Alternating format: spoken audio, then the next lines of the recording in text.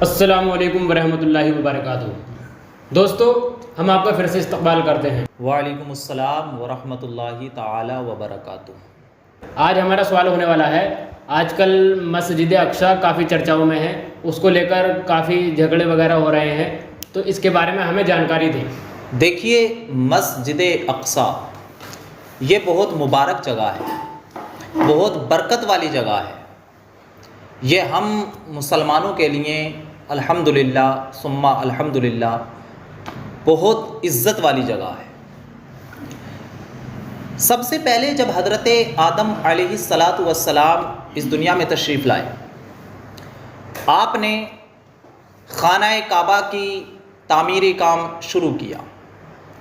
اس کے 40 سال کے بعد آپ نے مسجد اقصیٰ کی تعمیر فرمائی تھی۔ حدیث شریف کے اندر آتا ہے، مصطفیٰ کریم صلی اللہ تعالی علیہ وسلم کی بارگاہ میں سوال کیا گیا، یا رسول اللہ، دنیا میں سب سے پہلی مسجد کون سی بنی؟ تو نبی کریم صلی اللہ تعالی علیہ وسلم نے ارشاد فرمایا، مسجد حرام۔ مسجد حرام جو خانہ کعبہ کے چاروں طرف مسجد ہے، اسے مسجد حرام کہا جاتا ہے۔ صحابہ نے عرض کی، یا رسول اللہ، اس کے بعد؟ تو نبی کریم صلی اللہ تعالی علیہ وسلم نے ارشاد فرمایا، اس کے بعد مسجد اقصیٰ کی تعمیر کی گئی۔ مسجد اقصیٰ، بیت المقدس، یہ فلسطین کے اندر موجود ہے۔ اس کا نیا نام یروشلم ہے، اس جگہ کا، جو کہ یہودیوں نے رکھا ہے۔ یہ مسجد اقصیٰ اور یہ شہر کا معاملہ یہ ہے، اس کی تاریخ، یہ کئی مرتبہ اجڑا ہے شہر، اور کئی مرتبہ پھر دوبارہ یہ وجود میں آیا ہے۔ لیکن اللہ تبارک و تعالیٰ قرآن میں فرماتا ہے، سبحان الذی اسریٰ بعبدہ لیلا من المسجد الحرام الی المسجد الاقصی الذی بارکنا حولہ، کہ یہ مسجد اقصیٰ وہ ہے جس کے چاروں طرف ہم نے برکتیں رکھی ہیں۔ اس کے چاروں طرف برکتیں ہیں، کئی انبیاء کرام کے مزار شریف ہیں، کئی انبیاء کرام کی یہ مسکن یعنی رہنے کی جگہ بھی رہا ہے، کئی انبیاء کرام یہاں پر تشریف لائے ہیں، یعنی پیدا ہوئے ہیں۔ اس کے بعد پھر حضرت ابراہیم علیہ السلام کے دور میں آپ کے بیٹے حضرت اسماعیل علیہ السلام نے خانہ کعبہ کی از سر نو تعمیر فرمائی مکہ کے اندر، اور ادھر آپ کے دوسرے بیٹے حضرت اسحاق علیہ السلام نے مسجد اقصیٰ کی تعمیر فرمائی تھی دوبارہ۔ پھر اس کے بعد ایک دور آیا حضرت داؤد علیہ السلام کا۔ حضرت داؤد علیہ السلام نے اس مسجد اقصیٰ کی پھر بنیاد رکھی تھی، لیکن یہ مکمل نہ ہو پائی تھی کہ حضرت داؤد علیہ السلام وصال فرما گئے۔ آپ کے بیٹے حضرت سلیمان علیہ السلام، حضرت سلیمان علیہ السلام وہ نبی ہیں جنہوں نے پوری دنیا پر حکومت کی ہے، اور نہ صرف انسانوں پر بلکہ جناتوں پر بھی حکومت ہے آپ کی۔ حضرت سلیمان علیہ السلام کو آپ کے والد حضرت داؤد علیہ السلام نے وصیت فرمائی کہ بیٹا میرے بعد اس مسجد کو آپ تعمیر کرانا۔ حضرت سلیمان علیہ السلام نے، ایک روایت میں یہ آتا ہے کہ آپ نے اس مسجد کو جناتوں سے تعمیر کروایا۔ اس کا واقعہ یوں بھی بیان کیا جاتا ہے کہ جنات مسجد اقصیٰ کی تعمیر کرتے تھے جب تک حضرت سلیمان علیہ السلام سامنے موجود ہوتے تھے۔ جیسے ہی حضرت سلیمان علیہ السلام سامنے سے ہٹتے تھے، وہ جنات کام کرنا چھوڑ دیا کرتے تھے۔ بہت سرکش جنات تھے وہ۔ حضرت سلیمان علیہ السلام کو اللہ تبارک و تعالیٰ نے پہلے ہی آگاہ فرما دیا تھا کہ اب آپ کے وصال کا وقت قریب آ گیا ہے، لیکن ابھی مسجد اقصیٰ کے اندر اتنا کام موجود تھا کہ 1 سال میں پورا ہوتا۔ حضرت سلیمان علیہ السلام نے سوچا میرا وصال ہو گیا تو یہ جنات پھر یہ کام نہیں کریں گے، اور یہ کام ادھورا رہ جائے گا مسجد اقصیٰ کا۔ تو آپ نے جس دن آپ کا وصال ہونا تھا، حضرت سلیمان علیہ السلام اندر گئے، وضو کیا، غسل فرمایا آپ نے، اور آپ نے اچھا لباس پہنا، اور آپ ایک شیشے کا گھر بنوایا آپ نے ایک جن سے، جس میں آگے پیچھے کا باہر اندر کا ایک سا دکھتا تھا۔ حضرت سلیمان علیہ الصلوۃ والسلام اس گھر کے اندر عصا مبارک، عصا کہتے ہیں ایک چھڑی کو، ڈنڈے کو، آپ اس پر ٹیک لگا کر کھڑے ہو گئے. آپ عبادت بھی اس طرح کرتے تھے، کھڑے ہو کر عبادت کرتے تھے حضرت سلیمان علیہ السلام. اب جنات سامنے کام کر رہے ہیں مسجد اقصیٰ کا، وہ حضرت سلیمان علیہ السلام کو دیکھ رہے ہیں کہ کھڑے ہیں. اللہ تبارک و تعالی نے حضرت اسرائیل علیہ السلام کو حکم دیا، اور آپ کا وقت جب مکمل ہو گیا تو حضرت اسرائیل علیہ السلام نے آ کر آپ کی روح کو قبض کر لیا وہیں، لیکن آپ عصے پر اسی طرح کھڑے رہے. اب جب آپ کھڑے رہے تو جنات بار بار دیکھتے کہ حضرت سلیمان علیہ السلام کھڑے ہیں اور کام پر لگ جاتے ہیں. اب رات اور دن کام کر رہے ہیں. اب جناتوں کے اندر ایک عجیب سی ہلچل تھی. جنات آپس میں کہتے تھے یار حضرت سلیمان علیہ السلام کو ہو کیا گیا ہے، آج تو رات کو بھی چھٹی نہیں دے رہے ہیں آپ. لیکن انہیں کیا پتا تھا. اچھا اس میں اللہ کی ایک حکمت اور ہے. یہ جنات جو ہیں یہ دعویٰ کرتے تھے کہ ہم غیب کا علم جانتے ہیں، ہم چھپی ہوئی باتوں کو جانتے ہیں. یہ ایسا دعویٰ اس لیے کرتے تھے، اس کے اندر بات آ گئی تو بتاؤں.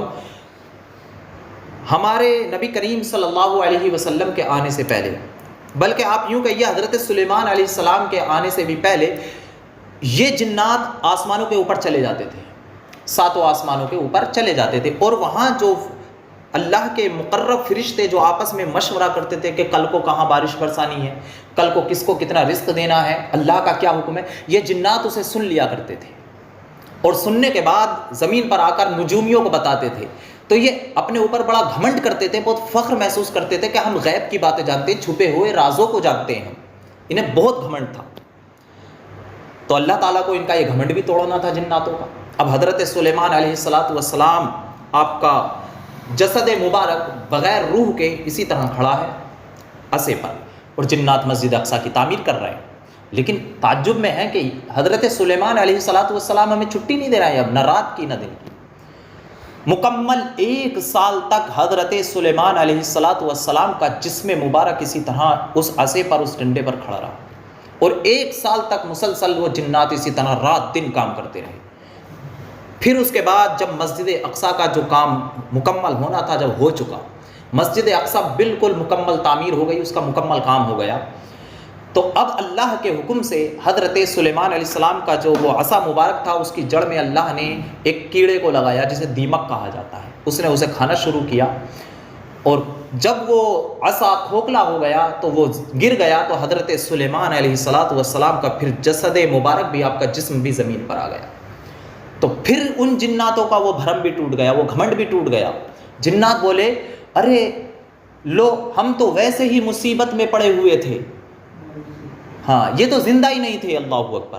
تو ان کا جناتوں کا سردار بولا کہ ہم جو یہ دعویٰ کرتے تھے کہ ہم چھپی ہوئی باتوں کو جانتے ہیں، غیب کا علم جانتے ہیں، ارے ہم تو کچھ بھی نہیں جانتے. اگر ہم جانتے ہوتے تو ہمیں پہلے سے پتہ چل جاتا کہ ان کا انتقال ہو گیا ہے، ہم یہ مصیبت میں کیوں پڑتے، کیوں رات دن کام کرتے. تو اللہ تبارک و تعالیٰ کو اس مسجد اقصیٰ کو جناتوں کے ہاتھوں تعمیر مکمل کرانا تھا، اور ان کا گھمنڈ بھی توڑنا تھا. اس لیے حضرت سلیمان علیہ السلام کو 1 سال تک آپ نے اسی طرح اس عصے پر آپ نے بغیر روح کے رکھا، اللہ تبارک و تعالیٰ نے آپ کو. پھر اس کے بعد اس مسجد اقصیٰ پر کبھی یہودیوں کا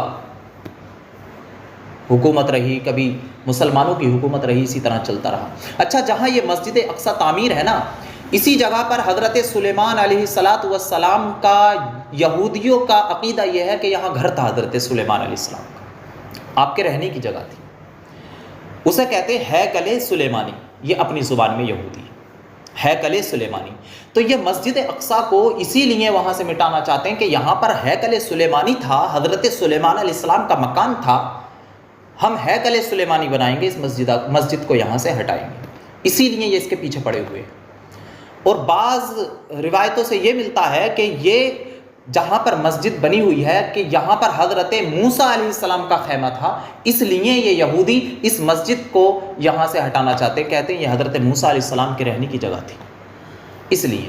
اور ایک وجہ اور ہے، ایک صندوق، ایک تابوت اللہ نے حضرت آدم علیہ السلام کے ساتھ جنت سے بھیجا تھا، جسے تابوت سکینہ کہا جاتا ہے. اس تابوت کے اندر تمام نبیوں کی فوٹو تھی، تصویریں تھیں. بعد میں وہ تابوت حضرت موسیٰ علیہ السلام کے پاس آیا، پھر اس میں حضرت موسیٰ علیہ السلام کا عصا مبارک بھی تھا تابوت سکینہ میں، اور حضرت ہارون علیہ السلام کا امامہ شریف بھی اسی کے اندر موجود تھا۔ اس کے اندر یہ کرامت تھی اس تابوت کے اندر کہ جس قوم کے پاس وہ تابوت سکینہ ہوتا تھا وہ قوم اپنے آگے رکھ لیا کرتی تھی اور جنگ کرتی تھی، پھر تو اس تابوت کی برکت سے وہ قوم جس کے پاس وہ تابوت سکینہ ہوتا تھا کبھی اس جنگ کو وہ قوم نہیں ہارتی تھی۔ اور وہ تابوت سکینہ اسی ہیکل سلیمانی کے اندر رکھا گیا تھا۔ پھر اس کے بعد ایک دور آیا تھا حضرت موسیٰ علیہ السلام کے بعد، جالوت ایک ظالم بادشاہ تھا، وہ اس تابوت سکینہ کو لے گیا تھا۔ اس قوم نے اس تابوت سکینہ کی بے ادبی کی، اسے گندی جگہوں پر ڈالا، اس کا ادب نہیں کیا، تو اللہ تعالیٰ نے پھر اس قوم پر بہت ساری مصیبتیں ڈال دی اس کی بے ادبی کی وجہ سے۔ پھر وہ لوگ اس سے پریشان ہو گئے اور پھر ان یہودیوں کے پاس اس تابوت کو لوٹانے کے لیے آئے، لیکن اللہ تبارک و تعالیٰ نے اس تابوت کو فرشتوں کے ذریعے منگوا لیا۔ تو یہ اس جگہ پر تابوت سکینہ کو بھی تلاش کرتے ہیں یہ یہودی، یہ کہتے ہیں وہ تابوت سکینہ یہاں پر ہے، وہ اگر ہمیں مل جائے گا تو ہم جنگ جیتیں گے، اس لیے یہ اس کے پیچھے پڑے ہوئے ہیں۔ لیکن یہ مسجد اقصیٰ ہمیں اس لیے بھی مبارک برکت والی ہے، اس لیے بھی یہ دل سے عزیز ہے، چونکہ جب معراج کی رات ہمارے اور آپ کے پیارے آقا صلی اللہ علیہ وسلم جا رہے تھے تو آپ نے اسی مسجد اقصیٰ کے اندر 1,24,000 انبیاء اکرام کو نماز پڑھائی تھی، اسی مسجد اقصیٰ کے اندر۔ آپ مسجد حرام سے مسجد اقصیٰ میں گئے تھے، وہاں تمام انبیاء اکرام موجود تھے، صفے بنا کر ہمارے اور آپ کے پیارے آقا حضور صلی اللہ علیہ وسلم نے سب کی امامت فرمائی تھی۔ پھر اسی مسجد اقصیٰ سے آپ آسمانوں کی طرف تشریف لے گئے تھے، اس لیے ہمیں یہ مسجد اقصیٰ دل سے زیادہ عزیز ہے۔ اور مصطفیٰ کریم صلی اللہ تعالی علیہ وسلم نے ارشاد فرمایا کہ یہ مسجد اقصیٰ، اس کے اندر نماز پڑھنے کا بہت زیادہ ثواب ہے، بہت زیادہ ثواب ہے۔ بلکہ ایک روایت میں یوں آتا ہے حضرت سلیمان علیہ السلام نے رب کی بارگاہ میں 3 دعائیں کی تھیں، 3 دعائیں۔ ایک دعا یہ تھی کہ اے مولا، میں جو بھی فیصلہ کروں میرا فیصلہ تیرے فیصلے کے مطابق ہونا چاہیے، تیرے فیصلے کے مخالف نہ ہو، ہمیشہ میں حق کا فیصلہ کروں۔ اللہ نے یہ دعا قبول فرما لی۔ اس کے بعد حضرت سلیمان علیہ السلام نے یہ دعا کی تھی، مولا میری دوسری دعا یہ ہے کہ مجھے ایسی حکومت عطا فرما جیسی کسی کو ملی نہیں اور میرے بعد کسی کو ملے بھی نہیں۔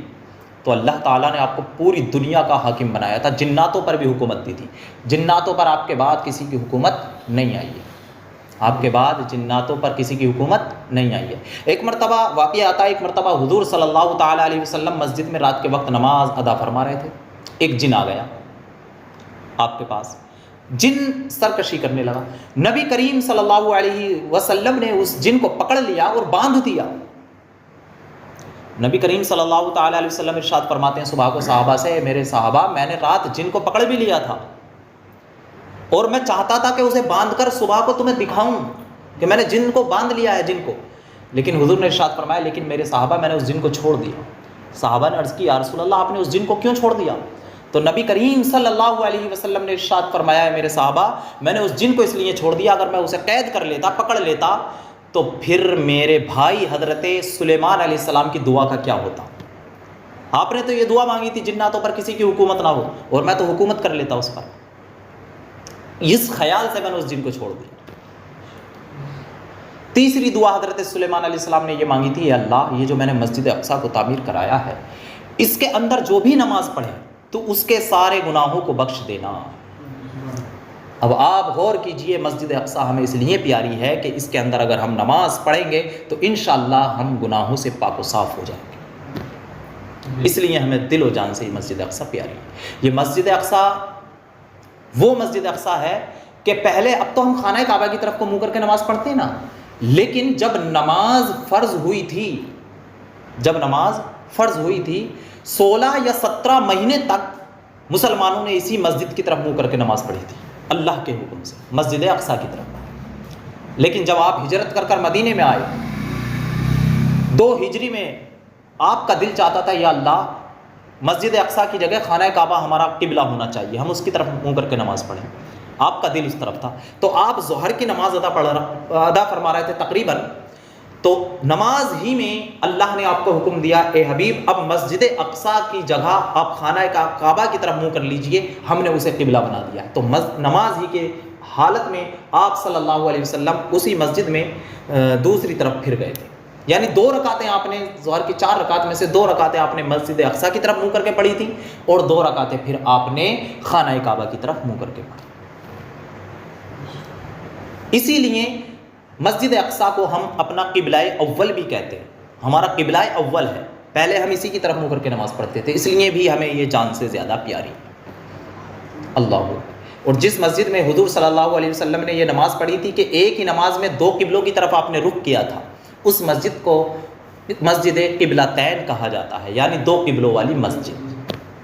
یہ ہے مسجد اقصیٰ کا مختصر پس منظر۔